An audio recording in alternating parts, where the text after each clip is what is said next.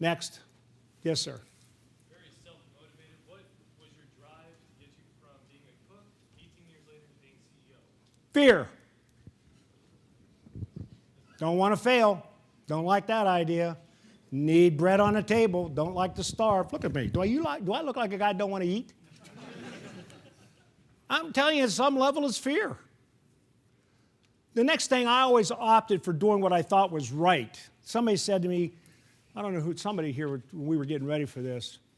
Oh, I said I wanted to leave the podium up here. And she said, are you sure? I said, I'm never in doubt. A lot of times I'm wrong, but I'm never in doubt. You got to have the courage of your conviction. You got to stand for something. You got to believe in something. And I believe in my fellow man. I think people are really innately very, very good. I wish I was gentler about it, because I'm very direct. If you want to know how you look, ask me. If you want somebody to tell you look great when you don't, ask somebody else. I perfected the non-answer, by the way. Hey, honey, how do I look in the red dress? Oh, wow, that's really a red dress. You look like a bad sausage. Be honest, direct, and really care about the people you're talking with. A lesson in management. When you hire somebody, you're not writing this down. When you hire, you still don't have a pen? Steal his, he's not writing either. Okay, here's the deal, you're a team. One of you got paper, one of you got a pen. Work together here. When you hire people, hire them very, very slowly. Take your time, know who they are. Everything counts when you're hiring someone. Oh, by the way, that goes for you too, because you're going to be applying for jobs. I'm going to tell you right now, your resume doesn't mean anything. You cannot write the perfect resume. There is no such thing. If Jesus came down here tomorrow and wrote a resume for you, there's somebody out there that ain't going to like it. You cannot write the perfect resume.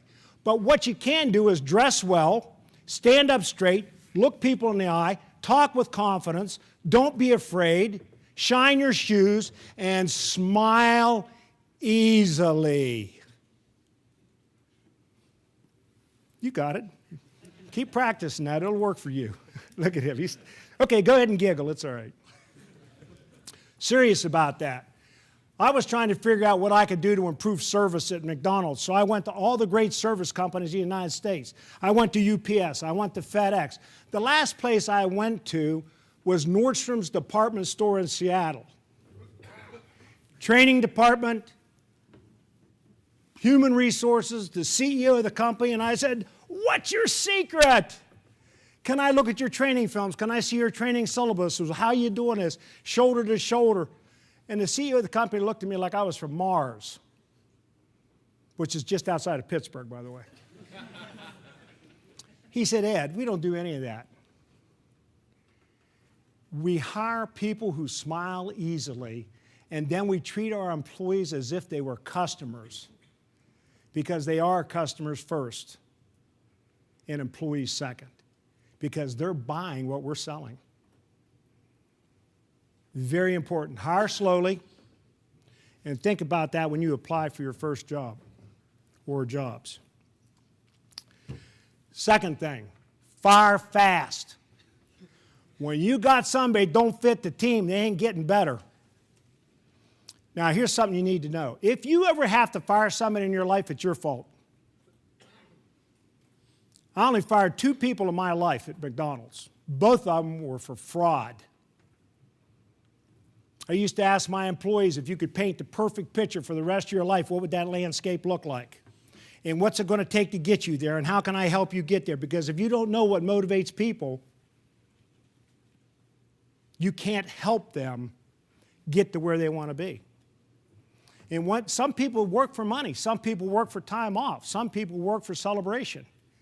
If you don't know your people, how are you going to do it? So once you've gone through the process of hiring properly, training properly, supervising properly, creating an environment where work can be done in an intelligent, safe, and thoughtful fashion, and you've counseled, and you've corrected, and you have to get rid of them. You failed somewhere in that 7-step process. Take firing somebody very personally, because one of these days you guys are going to be running big stuff. Okay, who's next? Somebody else will get ready to raise their hand. Yes, sir. Stand up and tell me who you are. Look me in the eye and smile. I'm Mitch Cooley, your blood brother. I know that. What's the question, what Mitch? What would you recommend I do in order to improve my public speaking skills? Ah, come here, I'll show you. First of all, take your name badge off. All right. Put it right there. Take everything out of your pockets. Put it over there.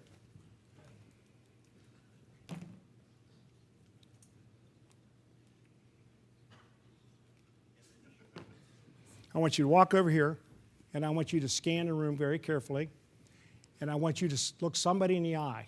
Anybody at all. Just pick anybody else out there. Walk up to the front of the stage like you're going to talk to him. Just pick on him. Walk up here and make eye contact. If you can't look him in the eye, look him right here. Okay? Okay.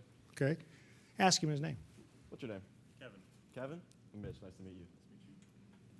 Roll your sleeves down. You're a professional speaker. You look like a bum.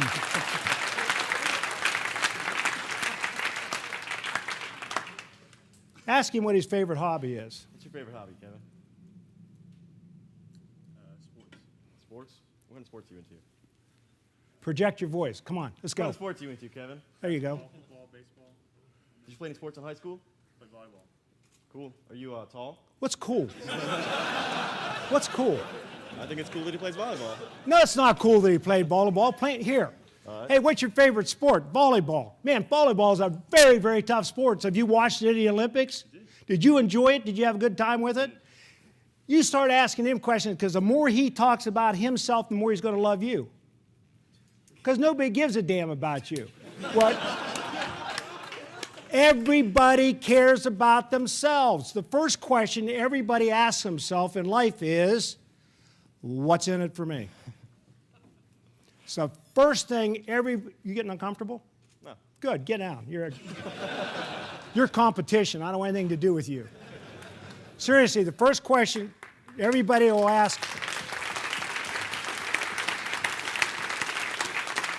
the first question everybody will ask you and ask themselves involved in a transaction is, what's in it for me?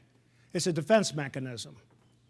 So one of the things you do when you're doing business work and business planning is make sure that people know what's in it for them before you even start. Now, people that introduce people like me, like he did, want to tell everybody how great I am. I don't want them doing that. I don't want anybody to stand up here and say, now here's Ed Rensi, he's got all the wisdom of the universe, he's going to wow you, you're going to be entertained, you're going to be so excited you can't stand it. I'm going to be dead. I'm 68 years old. Who gives a damn? You're here for one reason, right? Think about this. Why are you here? You want to get better at what you do. You want to get smarter. You want to be more capable. What's in it for you? It's to suck up as much knowledge as you can get. Don't ever forget that. So when you're putting that business plan together, you better ask the question, what's in it for me? Here, give you a little wisdom. If you guys really, really want to get great with your chapters, you better align yourself with the international. Because you're going to grow together or you're going to die separately. What's in it for you is success. Don't forget it. Okay, who's got the next question? Yes, sir. How would you use the principles to change the world? Come here. Come up here. You look out there and ask them that question. Get your hands out of your pocket, stand up straight, look them in the eye. Roll your sleeves down. How would you use the principles to change the world? I can't hear you. How would you use the principles to change the world? Whose principles? Yours, mine, or what's his name over here, the bald fat guy at the... Our principles. Your principles? Everybody. The principles of the fraternity?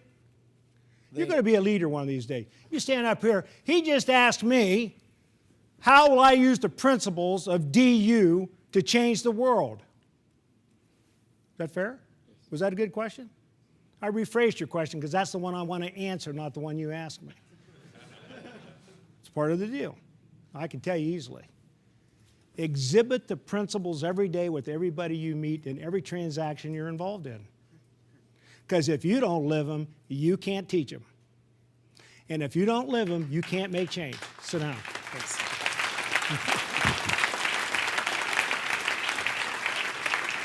Okay, you know what's going to happen now? Nobody's going to ask a question because they don't want to come up here and have me talk to them. Okay, who's got a question? This gentleman over here with the glasses. And you got a sport coat on? Yes, sir. Come here a minute. You got shorts on? Come here. Are you from Canada? What's your name? My name's Trevor. Hi, Trevor. Nice to see you. What's your question, buddy? What kind of music do you listen to? What kind of music do I listen to? I like everything except gangster rock. Gangster rap. Thank you.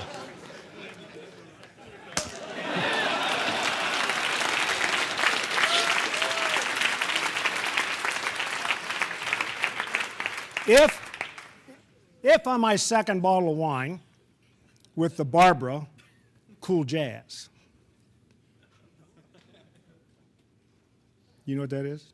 Do you know who Lou Rawls is? Find out, because I like his music too.